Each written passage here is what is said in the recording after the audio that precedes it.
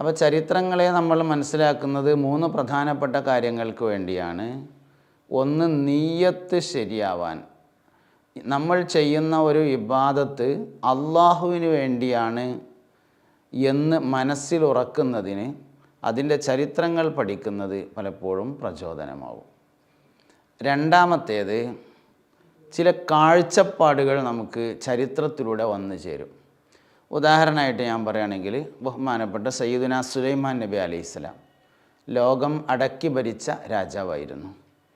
സുലൈമാൻ നബി അലൈഹിസ്സലാം ചില സന്ദർഭങ്ങളിലൊക്കെ 6 മാസമൊക്കെ തുടർച്ചയായി ഇബാദത്ത് ചെയ്യൽ പതിവുണ്ടായിരുന്നു. മഹാനവറുകൾ വഫാത്തിൻ്റെ മുന്നോടിയായി താൻ വഫാത്താവാൻ പോവുകയാണ് എന്ന ലക്ഷണങ്ങൾ അല്ലാഹു സുബ്ഹാനഹു വ തആല കാണിച്ചു കൊടുക്കുകയും ആ ലക്ഷണങ്ങൾ ഉൾക്കൊള്ളുകയും അങ്ങനെ കുളിച്ച് നല്ല വസ്ത്രം ധരിച്ച് ഖുദ്സിൻ്റെ പള്ളിയിലേക്ക് ഇബാദത്ത് ചെയ്യാൻ വേണ്ടി കയറി. നമ്മളെ ഭാഷയിൽ പറയുമ്പോൾ നിസ്കരിക്കാൻ നിന്നു എന്ന് പറയാം. നിസ്കരിക്കാൻ താൻ എപ്പോഴും കുത്തിപ്പിടിക്കാറുണ്ടായിരുന്ന വടിയിലേക്ക് ചാരി നിന്ന് നിസ്കാരം ആരംഭിച്ചു. 1 കൊല്ലം, അല്ലെങ്കിൽ മറ്റു ചില ചരിത്രകാരന്മാർ രേഖപ്പെടുത്തിയതനുസരിച്ച് 2 കൊല്ലം തൻ്റെ പ്രജകൾ ചെയ്യേണ്ട എല്ലാ കാര്യങ്ങളുടെയും റിപ്പോർട്ട് മഹാനവറുകൾ സമർപ്പിച്ചിട്ടുണ്ടായിരുന്നു. അതനുസരിച്ച് ജിന്നുകൾ ഉൾപ്പെടെയുള്ള അനുയായികൾ 2 കൊല്ലം അത് ചെയ്തുകൊണ്ടിരുന്നു. അവസാനം മഹാനായ സയ്യിദുന സുലൈമാൻ അലൈഹിസ്സലാമിൻ്റെ മിൻസഅത്ത്, ഊന്നുവടി ചെതൽ കയറിയിട്ട് അവസാനം ഊന്നുവടി വീണപ്പോൾ സുലൈമാൻ നബി അലൈഹിസ്സലാമും വീഴുകയാണ് ചെയ്തത്.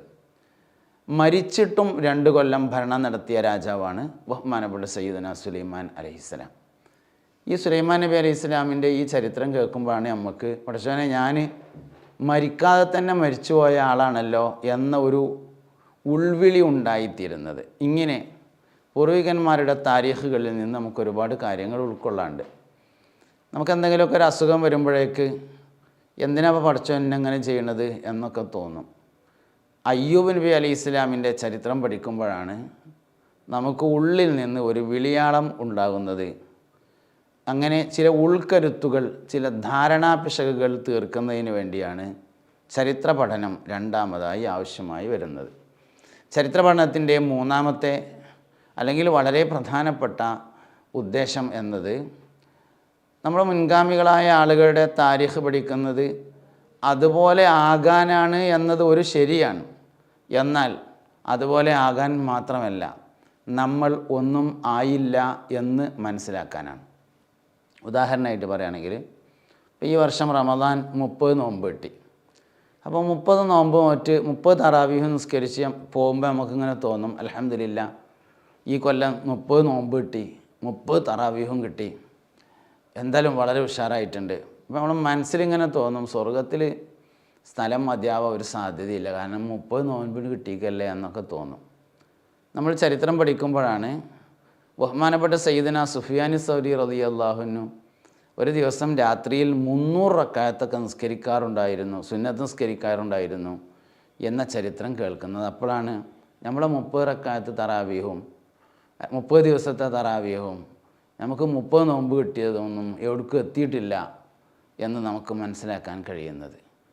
അപ്പോൾ ഞാനിങ്ങനെ വിചാരിക്കുകയാണ്, ഞാൻ വലിയ വേദനാണ്, ഒരുപാട് വേദ പറഞ്ഞ് ഒരുപാട് ആൾക്കാർ നന്നായിട്ടുണ്ട്, വലിയ തൗഫീഖാണ് എന്നൊക്കെ ആലോചിച്ച് ഇങ്ങനെ നടക്കുമ്പോഴാണ് ഗൗസുൽ ആദം സുൽത്താൻ മുഹിയുദ്ദീൻ അബ്ദുൽ ഖാദിർ ജീലാനി ഖദ്ദസല്ലാഹു സിർറഹുൽ അസീസ് മഹാനവറുകളുടെ താരീഖ് പഠിക്കണത്. അപ്പോൾ പഠിച്ചു നോക്കുമ്പോൾ മഹാനവറുകൾ 40 കൊല്ലം തുടർച്ചയായി വയല് പറഞ്ഞിട്ടുണ്ട്. 40 ഇറ്റാണ്ടോളം വയല് പറഞ്ഞോവർ, നന്നായി 90 കൊല്ലം ഇരുന്നോവർ എന്നാണ് മുഹിയുദ്ദീൻ ഷെയ്ഖ് റളിയല്ലാഹു അൻഹുവിൻ്റെ താരീഖിൽ കാണാം. 90 വയസ്സ് വരെ ജീവിച്ചിട്ടുണ്ട്. 50 വർഷം, 25 വർഷം നാട്ടിൽ ഉമ്മാൻ്റെ കൂടെ പഠനമായിരുന്നു, 25 വർഷം വിദേശത്ത് പഠനമായിരുന്നു. 50ാമത്തെ വയസ്സിൽ നസീഹത്തുകൾ, പ്രഭാഷണങ്ങൾ ആരംഭിച്ച് 90 വയസ്സിൽ വഫാത്താകുന്നത് വരെയും മഹാനവറുകൾ പ്രഭാഷണം നടത്തിയിട്ടുണ്ട്. അപ്പോൾ മുൻഗാമികളായ ആളുകളുടെ താരീഖുകൾ ഇങ്ങനെ പഠിക്കുമ്പോൾ നമ്മളൊന്നും എവിടേക്ക് എത്തിയില്ല എന്ന് നമുക്ക് മനസ്സിലാവും. അല്ലെങ്കിൽ നമ്മൾ വലിയ തവക്കുലിൻ്റെ ആൾക്കാരാണ്, നമ്മൾ വലിയ സബുറിൻ്റെ ആൾക്കാരാണ് എന്നൊക്കെ നമുക്ക് തോന്നിയേക്കാം. ബഹുമാനപ്പെട്ട ഇബ്രാഹിം നബി അലൈഹിസ്സലാമിനെ നമ്രൂദ് രാജാവ് തീയിലിടാൻ വേണ്ടി കൊണ്ടുപോകുന്ന സമയത്ത് ജിബ്രീൽ അലൈഹിസ്സലാം ഇറങ്ങി വന്നിട്ടൊരു ചോദ്യം ചോദിച്ചു. അള്ളാഹുവിലേക്ക് നിങ്ങൾക്ക് വല്ല ആവശ്യമുണ്ടോ എന്ന് ചോദിച്ചപ്പോൾ പറഞ്ഞു, എനിക്കെന്താണ് ആവശ്യമെന്ന് എന്നേക്കാൾ അറിയുന്നവനാണ് എൻ്റെ റബ്ബ് അള്ളാഹു തആല, അതുകൊണ്ട് എനിക്ക് അള്ളാഹിനോടൊന്നും പറയാനില്ല എന്ന് പറഞ്ഞതാണ് ഇബ്രാഹിം നബി അലൈഹിസ്സലാമിൻ്റെ താരീഖ്. നമ്മൾ പറഞ്ഞിട്ട് കിട്ടണില്ലല്ലോ എന്നുള്ള പരാതിയാണ് യഥാർത്ഥത്തിലുള്ളത്. അവർ പറയാൻ തന്നെ വലിയ മടിയായിരുന്നു എന്നതായിരുന്നു അവരുടെ താരീഖിൽ കാണുന്നത്. ഇങ്ങനെ ഓരോ കാര്യങ്ങളും മുൻഗാമികളായ ആളുകളുടെ ചരിത്രങ്ങൾ പഠിക്കുന്നത് നമ്മൾ എവിടേക്കും എത്തിയിട്ടില്ല എന്ന് മനസ്സിലാവാനാണ്. നാട്ടിലെ പള്ളിപ്പണിക്ക് നമ്മളെന്തെങ്കിലും ഒരു 2500 അല്ലെങ്കിൽ ഒരു 5000 റുപ്യ കൊടുക്കുമ്പോഴേക്ക് നമുക്ക് തോന്നും ഞാൻ വലിയ കൊടുക്കലേരനാണെന്ന്. ബഹുമാനപ്പെട്ട ഖദീജ ബിബി റളിയല്ലാഹു അൻഹ മുസ്തഫ നബി സല്ലല്ലാഹു അലൈഹി വസല്ലമ തങ്ങളുടെ കൂടെ ഉഖാദ് ചന്തയുടെ അടുത്ത് കൂടെ ഇങ്ങനെ നടന്നു പോകുന്ന സമയത്താണ് സെയ്ദ് റളിയല്ലാഹുവിനെ വിൽപ്പനയ്ക്ക് വെച്ചത് കണ്ടത്. അന്ന് ഖദീജ ബിബി റളിയല്ലാഹു അൻഹ സെയ്ദ് റളിയല്ലാഹുവിനെ വില കൊടുത്ത് വാങ്ങിയ ആ വില ഇന്നത്തെ കണക്കിന് കൂട്ടി വയ്ക്കിയാൽ ചുരുങ്ങിയതൊരു 12 കോടി റുപ്യെങ്കിലും വരുന്നതാണ്.